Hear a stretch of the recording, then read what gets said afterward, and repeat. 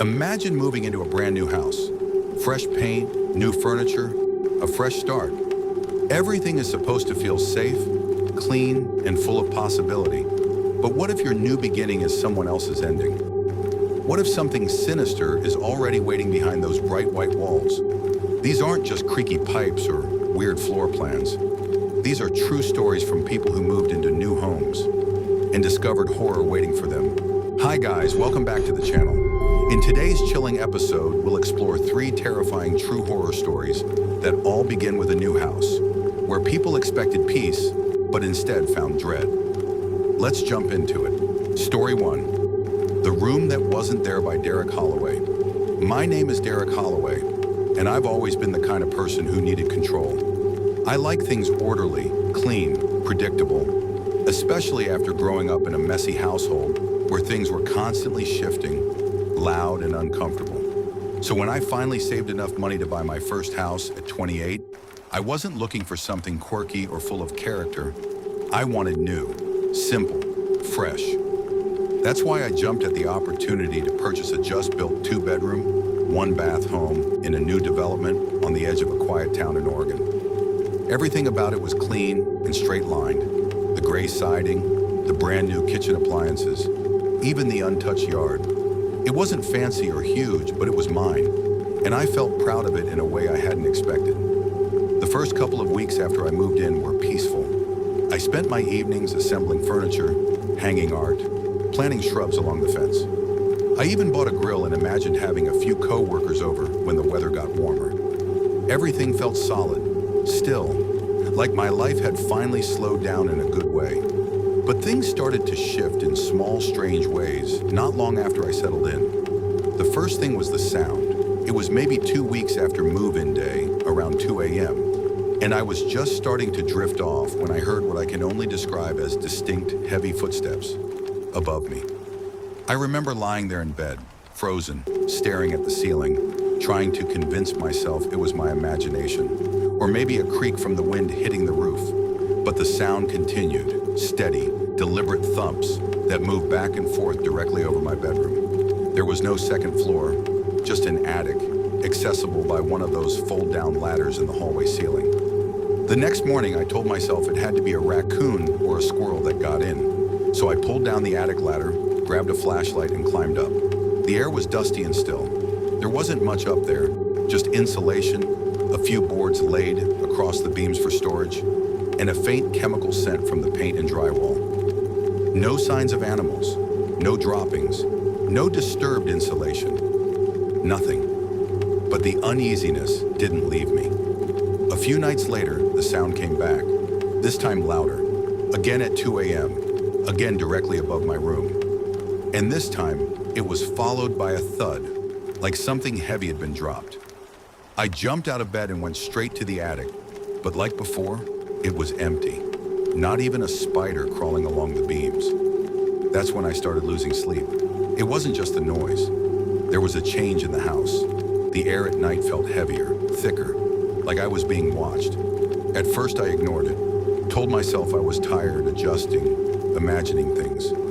But then one Saturday I was cleaning the hallway when I noticed something that made my heart stop. On the left side of the hallway, opposite the linen closet, there was a section of wall that looked wrong. At a glance, it was just more white drywall, like the rest of the house. But when I stood in just the right light, I could see it. A rectangle, slightly raised at the edges, almost like a door frame that had been covered over and painted to blend in. I stepped closer and ran my fingers along the edge. The drywall was solid, but thin, and when I knocked on it, the sound was different. Hollow. That was when a new thought entered my mind, one that made the hairs on the back of my neck stand up. What if there was a room, one that wasn't on the floor plan? I hesitated, then went to the garage and grabbed a crowbar and my flashlight. Something told me I had to know. I chipped carefully at the edges of the outline, and after just a few minutes, a chunk of drywall gave way. Beneath it wasn't insulation, it was a doorway, a real one, complete with hinges. I pushed, and to my horror, the door swung inward. Behind the wall was a narrow staircase, carpeted, finished, clean. It led upward. I stood there stunned, gripping the flashlight like a weapon. My heart was pounding so loud I could barely hear anything else. This wasn't an attic. This was something else entirely. After a few deep breaths, I forced myself to climb the stairs. Each step creaked slightly, but everything looked new, like it had been finished recently. At the top was a single room, small, maybe 10 by 10 feet. It had gray carpet, white walls, a slanted ceiling, and a single narrow window with the blinds drawn. In the middle of the room sat one item, a rocking chair. It was old wooden, with chipped paint and worn edges. Facing the corner of the room, that was it. No lights, no wiring, no vents. No reason for the room to exist. I backed down the stairs and closed the door behind me, my mind spinning. The house was supposed to be brand new. I had reviewed the blueprints before buying. There wasn't supposed to be a second floor. The space literally didn't exist on paper. The next morning I called the developer and told them what I'd found. They sounded confused, claimed it was impossible, said all homes in the community were one story, no finished attics, no hidden rooms. I asked them to send someone to inspect it. They agreed, but no one ever showed. That same night I woke up to the sound again. Footsteps. But this time, they weren't above my bedroom. They were coming down the hallway stairs, the hidden ones. I didn't open the door. I didn't even move. I lay frozen in bed until the sun came up. That was the last night I spent in that house. I moved out 3 days later, left the furniture, left the key in the mailbox. I never went back. Sometimes late at night, I still hear the footsteps, and I wonder, was that room always there, or did something build it after I moved in? Story 2, The Neighbor Who Wasn't New by Jenna Reyes. My name is Jenna Reyes, and about 4 years ago, my husband and I finally bought our first home together. We'd been saving for years, living in small apartments and bouncing between rentals, always waiting for the right time to settle down. When we finally signed the papers on a newly built house in a quiet, developing neighborhood just outside Phoenix, we felt like we were starting the next chapter of our lives.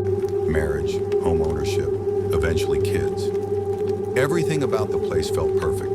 Neutral colors, clean lines, smooth walls, and best of all, brand new. We were the first owners. There wasn't a scratch or stain in sight. It felt safe, fresh, unburdened. The community was still half empty at the time. Several houses still under construction, with workers coming and going during the day. Only 3 homes on our street were occupied, and one of them was directly across from us. It was a single-story house like ours with a small patch of grass out front and no car in the driveway. On move-in day, we noticed a man standing at the window. He was older, maybe mid-60s, with gray hair and a thin frame. He didn't wave or step outside. He just stood there behind the glass, watching as the moving truck unloaded our furniture.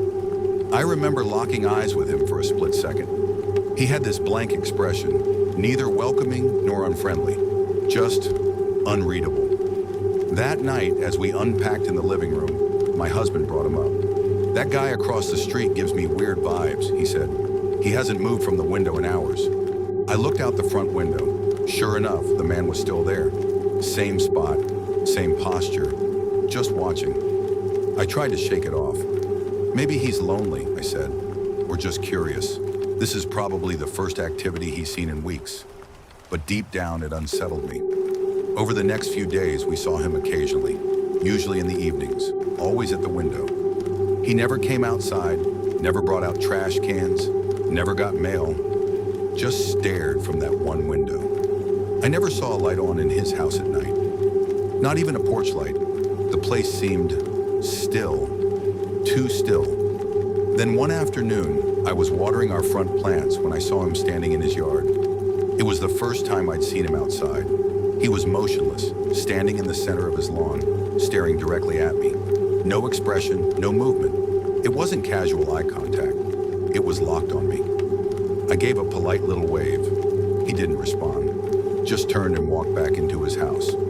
That evening, I mentioned it to one of the construction workers down the street as they were packing up. "Hey, do you know anything about the guy in that house?"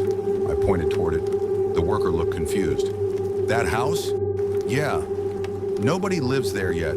That lot's still under warranty. We finished it about 6 months ago, but it hasn't sold. I blinked. That's not possible. There's a man who lives there. I've seen him. He frowned. Well, it's not on the grid yet. Power's off. No water. There shouldn't be anyone inside. That night I didn't sleep well. I kept waking up and glancing out the window. Around 3 a.m. I saw him again. In his window. But this time, something was different. He wasn't looking at our house. He was facing the opposite direction, staring into the corner of the room, staring at nothing, just standing there in complete darkness. The next morning, I told my husband everything. We both agreed something wasn't right, so we called the HOA to get more information. They confirmed it. The house across from us was unsold. It had never been occupied. We'd know if someone had moved in, the woman said. The utilities are disconnected. There's no permit for residents. We reported what we'd seen. They sent someone to check it out the next day. According to them, the house was empty. No furniture, no signs of a break-in, no one inside. They even changed the locks. But that night, the man was back in the window. Same spot, same blank expression. It didn't make sense. I started researching, dug up anything I could find about the neighborhood, about that particular house. That's when I found an old forum post from a realtor who had worked in the area during development. She mentioned a strange incident during construction, how one of the first workers on that house had died in an accident. He'd fallen from the roof, landed badly, and died before the ambulance could arrive. It had delayed the build by a few weeks, and a rumor had started among workers that the house was bad luck.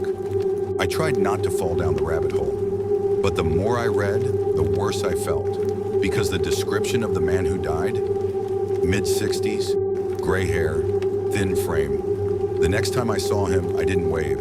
I just closed the blinds. We moved out 3 months later. I couldn't take it anymore. The feeling that someone or something was always watching, always standing just across the street, and always choosing not to blink, not to move, unless we stopped looking. The strangest part? Before we left, I checked the window one last time. He wasn't there, but when we drove off, I glanced in the rearview mirror, and he was standing in the middle of the street, watching us go. Story 3, Voices in the Vents by Chris Hargrove. My name is Chris Hargrove, and this happened just last year when my fiancée and I moved into our brand new house in rural North Carolina. We'd been renting for years, saving every extra dollar with the dream of owning a place of our own. No landlords, no shared walls, no upstairs neighbors stomping around. When we finally closed on the house, it felt like a dream come true. Everything was modern, open floor plan, quartz countertops, stainless steel appliances, smart thermostat. It was a clean slate, a fresh start. We picked out the paint colors, had our furniture delivered, and moved in during the last week of October, just in time to spend our first Halloween handing out candy to neighborhood kids. It felt like the start of a new chapter, one full of light and stability. But that illusion didn't last long. Within the first 2 weeks, things started happening. Things that didn't make any sense in a house that was brand new. The first thing I noticed was the noise. It started as a faint tapping sound, like something was brushing against the air vents. I remember lying in bed late one night, maybe around 2 a.m., when I heard it for the first time. Tap, tap, pause, tap, tap, tap. It was subtle, barely louder than the hum of the HVAC system. At first, I thought it was just the ductwork settling or the house adjusting to the colder weather. But then the tapping started to take on a rhythm, like it wasn't random, like someone was trying to communicate. Over the next few nights, the sound grew louder and stranger. I started hearing faint voices, muffled, like whispers trapped just on the other side of the wall. I would sit up in bed, holding my breath, and trying to make out words. Most of the time, it was unintelligible, just fragments of sentences or single words.